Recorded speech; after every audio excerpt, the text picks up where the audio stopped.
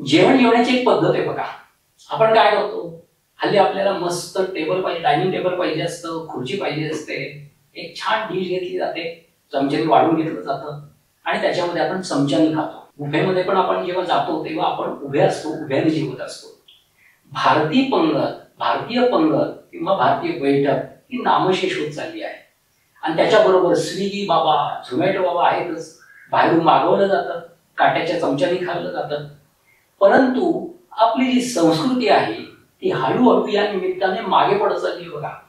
आता तुम्ही म्हणाल असं कसं, सांगतो.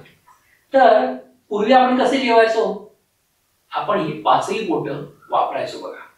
आणि ती पाचही बोटं वापरताना आपला संपूर्ण ही पाचही बोटे जी आहे ती आपल्या तोंडात जायची. आता आपण फारच काळजी घेतोय. डिश घ्यायची, त्याच्यामध्ये सगळं वाढून घ्यायचं आणि अगदी हाताचं लालित्य करत चमचे घेऊन आपण व्यवस्थित एक एक घास टोचत टोचत खायचा. परंतु जेव्हा पूर्वीपासून आपण ह्या पाचही बोटांनी जेवायचो ना, तेव्हा बऱ्याच गोष्टी आपल्या शरीरामध्ये घडायच्या, आपल्या शरीरामध्ये पॉझिटिव्ह बदल घडायचे, आपले आजार कमी व्हायचे. एकतर तुम्हाला एक गोष्ट माहिती असेल की हे सगळं जग पंचभौतिक आहे. हे सगळं जग पंचमहाभूतांपासून बनलेलं आहे. पृथ्वी, जल, अग्नी, वायू आणि आकाश ही पाच महाभूत. आणि आपलं शरीरही पाच महाभूतांपासून बनलेलं आहे. त्यासाठीच आयुर्वेद म्हणतो सर्व इदम किंवा सर्व द्रव्यम पांचभौतिकम अस्मिन् अर्थे. म्हणजे या जगातला प्रत्येक पदार्थ, शरीर असू दे, कोणतीही गोष्ट असू दे, ही पांचभौतिक आहे. तसं ते शरीर पांचभौतिक आहे. आपल्या शरीरामध्ये 70% पाणी आहे, ते जलमहाभूताचं प्रतिनिधित्व करतात. आपल्या शरीरामध्ये सगळं जे दिसतं, त्वचा आहे, नख आहे, ते पृथ्वी गुणाचं किंवा पृथ्वी महाभूताचं प्रतिनिधित्व करतात. आपल्या पोटातली भूक आहे, आपल्या त्वचेवरचं लस्टर आहे, कांती आहे, ते तेज महाभूताचं प्रतिनिधित्व करतात.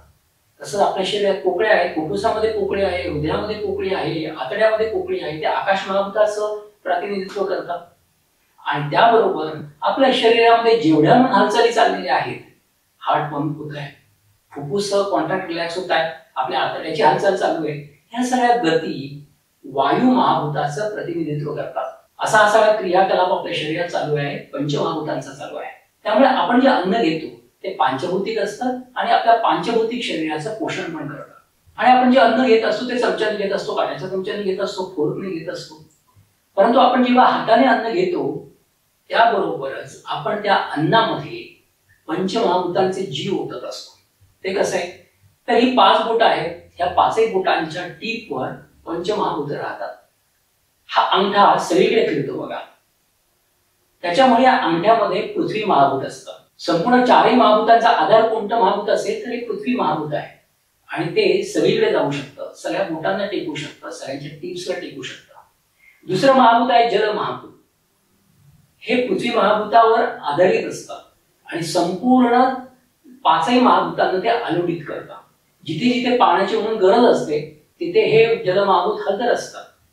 तिसरं महाभूत आहे तेज महाभूत किंवा अग्नि महाभूत. हे अग्नि महाभूत शरीराच्या चैतन्यासाठी, चैतन्याला राखण्यासाठी, स्वास्थ्य राखण्यासाठी अतिशय महत्वाचं असतं. आणि चौथं आहे वायू महाभूत. संपूर्ण आपल्या शरीरातल्या हालचाली त्याला ट्रिगर करायचं, त्याला जीव द्यायचं, आपल्या शरीराची हालचाल करायचं, आपल्या शरीरातल्या आतल्या अवयवांना हालचाल करवण्याचं किंवा एक गती देण्याचं काम हे वायू महाभूत करत असतात. नंतर 5वं आहे हलकं असं आकाश महाभूत. कारण या 4ही महाभूतांना एक जागा लागत असते. म्हणजे आपल्याला पृथ्वी महाभूत आहे, पण त्या पृथ्वी महाभूताला जागाच नसेल तर ते जाऊ शकणार नाही. जल महाभूताला पण जागा लागते, म्हणजे एक स्पेस लागते. ते स्पेस द्यायचं काम हे 5वं आकाश महाभूत करत असतात. आणि या 5ही महाभूताचे अग्नी आपल्या लिव्हर मधून या बोटाच्या टिप्स पर्यंत संवाहित होत असतात. त्याच्यामुळे आपल्याला जास्तीत जास्त व्हायब्रेशन या टिप्सवर जाणवतात. आणि आपण जेव्हा पंचमहाभूतांची शक्ती असलेल्या 5ही बोटांमधून घेतो आणि तोंडात धाडतो तेव्हा चैतन्यमय तो आहार होऊन जातो. आणि आपल्या पोटामध्ये तो गेलेला आहार आपल्या शरीरामध्ये चैतन्यमय असल्यामुळे व्यवस्थित ऍसिमिलेट होतो आणि धातूंची निर्मिती चांगली होते, रसरक्ताची निर्मिती चांगली होते आणि आपले शरीर स्वस्थ राहण्यासाठी त्याचा फार छान उपयोग होतो. यासाठी जेवणाची एक पद्धत आहे. व्यवस्थित बसायचं, वाढून घ्यायचं, षडरसात्मक आहार घ्यायचा, 6ही चवींचा आहार घ्यायचा आणि व्यवस्थित जेवायचं. मध्ये मध्ये घोट घोट पाणी प्यायचं, अगदी सिपसिप पाणी प्यायचं. जेवल्यानंतर लगेच पाणी प्यायचं नाही, जेवणाच्या आधी लगेच पाणी प्यायचं नाही. आणि जेवल्यानंतर साधारण 1-1.5 तासाने पाणी प्यायचं. याचं कारण असं की आपल्या पोटामध्ये अग्नी असतो आणि जर आपण जास्त पाणी प्यालो तर तो अग्नी डायल्यूट होतो, तो भिजतो आणि आपलं अन्न नीट पचत नाही. त्यासाठी थोडं थोडं पाणी प्यायचं, जेणेकरून आपल्या अग्नीला त्या पाण्याची शक्ती मिळेल आणि व्यवस्थित अन्न शिजवलं जाईल, आपल्याला पचवलं जाईल. आपल्या अन्नामध्ये पंचभौतिकत्व असतंच, त्याच्यामध्ये अग्नी असतो, परंतु जेव्हा ते आतमध्ये जातं तेव्हा ते परत पचवलं जातं आणि त्याचं ट्रान्सफॉर्मेशन होतं, त्याचा आहार रसामध्ये चांगलं रूपांतरण होतं आणि आपल्या शरीरामध्ये हा आहार रस व्यवस्थित सगळीकडे पसरतो आणि आपल्या सगळ्या शरीराचं चांगलं पोषण करतो, उत्तम पोषण करतो आणि आपल्या शरीराला त्याचा चांगला फायदा होतो. त्यामुळे जेवायची पण एक पद्धत आहे. कसं जेवायचं, कसं बसायचं आणि कशा पद्धतीने घास घ्यायचा, हे सगळं आपल्या शास्त्रामध्ये पूर्वीपासून गेलेलं आहे. त्याचा अवलंब केल्यास फार छान फायदा होतो. हे सगळ्या गोष्टी करत राहा, तुमचं स्वास्थ्य टिकवण्यासाठी त्याचा नक्कीच फायदा होईल. आता इथेच थांबतो, पुन्हा भेटूयात एक नवीन विषय घेऊन. तोपर्यंत स्वस्थ राहा आणि मस्त राहा. धन्यवाद.